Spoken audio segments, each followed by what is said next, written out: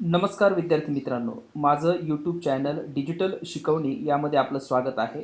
जिल्हा परिषद प्राथमिक शाळा मुरमा, तालुका घनसावंगी, जिल्हा जालना आपले स्वागत करत आहे. आज आपण बालभारती इयत्ता 5वी यातील सावरपाडा एक्सप्रेस कविता राऊत या धड्यांची माहिती बघणार आहोत. चला तर सुरू करूयात. दुर्गम भागातील रस्ते म्हणजे मातीचा दुराळा. पाण्यासाठी वणवण करणे हा रोजचा दिवस. अशा प्रतिकूल परिस्थितीत कुरकुर न करता, हार न मानता जीवन जगणे म्हणजे एक दिव्यच. अशा खेड्यापाड्यांमध्ये गुणवत्ता असते, पण ती शोधावी लागते. असाच एक डोंगरदऱ्यांनी वेढलेला आदिवासी पाडा. पाण्याच्या शोधासाठी तिथे मैलोन मैल भटकंती करावी लागे. त्याच दिवशी त्याच आदिवासी पाड्यावर अनवाणी पायांनी चालणारी, लाकूड फाटा गोळा करणारी एक मुलगी, तिने राष्ट्रकुल आणि आशियाई क्रीडा स्पर्धेत भारताचा दबदबा निर्माण केला आणि ऑलिम्पिक स्तरावर झेप घेतली.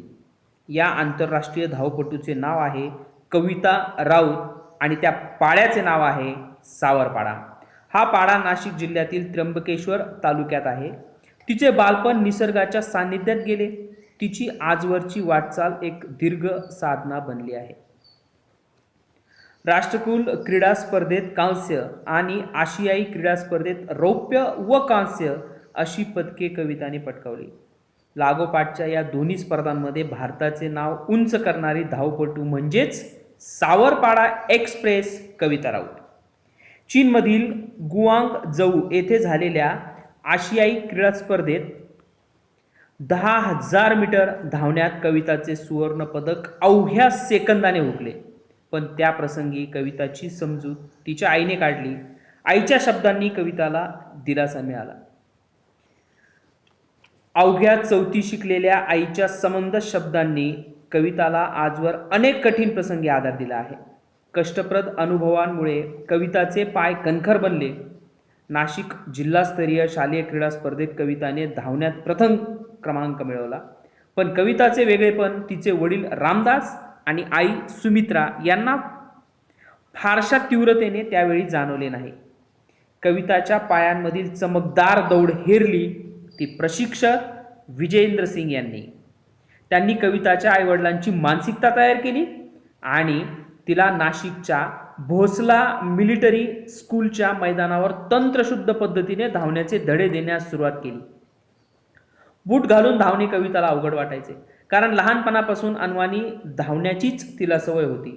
विजेंद्र सिंग यांनी तिच्याकडून बूट घालून धावण्याचा सराव नियमितपणे करून घेतला. हिऱ्याला पैलू पाडल्यावर त्याचे तेज अधिकच फैलावते, तसे तिच्या बाबतीत झाले.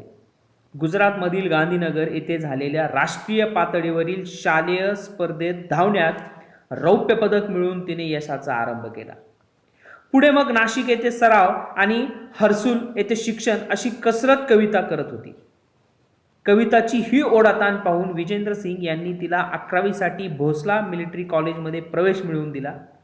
ती राहणार कुठे, हा कविताच्या आईवडिलांना पडलेला प्रश्नही विजेंद्र सिंग यांनी सोडवला. 24 ऑक्टोबर 2002 पासून पुढील 5 वर्ष ती त्यांच्याच घरी राहिली. स्वतःचा एक मुलगा आणि एक मुलगी असलेल्या सिंग दाम्पत्याने आपली दुसरी मुलगी म्हणून कविताचा सांभाळ केला. तिच्या धावण्याच्या गतीकडे विजेंद्र सिंग यांनी लक्ष पुरवले आणि त्याची प्रचिती म्हणजेच कविताचे यश. एका पाठोपाठ एक विक्रम तिच्या नावावर झळकू लागले. कविताच्या यशामुळे हर्सुल, सावरपाडा या भागास नवी ओळख मिळाली. आज केवळ राऊत कुटुंबालाच कविताचा अभिमान वाटतो असे नाही, तर संपूर्ण हर्सुल परिसराची हीच भावना आहे. नवी दिल्लीतील राष्ट्रकुल स्पर्धेत कविता जिंकल्याचे जाहीर होताच हर्सुल, सावरपाडा येथे जणू काही दिवाळीच साजरी झाली होती. स्पर्धेत विजयी झाल्यानंतर कविता आपल्या गावी येणार म्हणून सकाळपासून जो तो स्वागताच्या कामात गुंतला होता. कविताचे कौतुक करण्यासाठी गावोगावचे लोक हजारोंच्या संख्येने उपस्थित झाले होते. लेकीभोवती निर्माण झालेले वलय, तिला सत्कारासाठी घेऊन जाण्यास येणाऱ्या आलिशान गाड्या, पत्रकारांचा गराडा यामुळे आपली लेक लई मोठी झालीये याचे समाधान तिच्या आईच्या डोळ्यामध्ये सहज वाचता येत होते. कविता बंगळुरू येथे विशेष प्रशिक्षणासाठी गेली असताना रोज किमान एकदा तरी आईशी फोनवरून बोले. यावरून त्या मायलेकीचे गहिरे नाते दिसून येते. कविता सांगते, आईशी बोलल्यावर मनाला वेगळंच समाधान वाटतं. दिवसभरात जे झालं ते सर्व मी आईला सांगते. माझ्या त्रासाबद्दल मात्र तिला काही सांगत नाही, कारण ते ऐकून आईला उगीच वाईट वाटत राहतं. कविता हळवी आहे. प्रसिद्धीच्या वलयाने तिच्या स्वभावात काही फरक पडलेला नाही. बाप लेकीच्या नात्यातील वीणही तितकीच गहिरी. लहानपणी आपले बोट धरून चालणाऱ्या कविताच्या पायांमध्ये मोठेपणी इतके बळ येईल असे तिच्या आईवडिलांना कधीच वाटले नव्हते. कविताच्या यशाचे सर्व श्रेय ते प्रशिक्षक विजेंद्र सिंग यांना देतात. जेव्हा कविता प्रतिकूल आर्थिक परिस्थितीशी झगडत होती, तेव्हा तिला आर्थिक मदत मिळावी म्हणून जो भेटेल त्या प्रत्येकास विनंती करण्यात विजेंद्र सिंग यांनी कोणताही कमीपणा वाटू दिला नाही. तेव्हा त्यांनी कमीपणा वाटू दिला असता तर कदाचित आज कविता या स्थानापर्यंत पोहोचू शकली नसती. गेल्या काही वर्षांपासून कविता कुटुंबापासून दूर राहत असली तरी तिने सर्वांचे प्रेम जपले आहे. घरचे सण समारंभ, उत्सव यामध्ये प्रत्यक्ष सहभागी होता येत नसल्याची खंत कविताला वाटते. बंगळुरूच्या क्रीडा केंद्रात कविताला तिच्या आवडीच्या अजून एका गोष्टीपासून दूर राहावे लागेल, ती म्हणजे वांग्याची भाजी आणि नागलीची भाकर. कवितामुळे सावरपाड्याचे नाव आज सर्वदूर पसरले आहे. कविता तिथल्या मुलामुलींसाठी आदर्श ठरली आहे.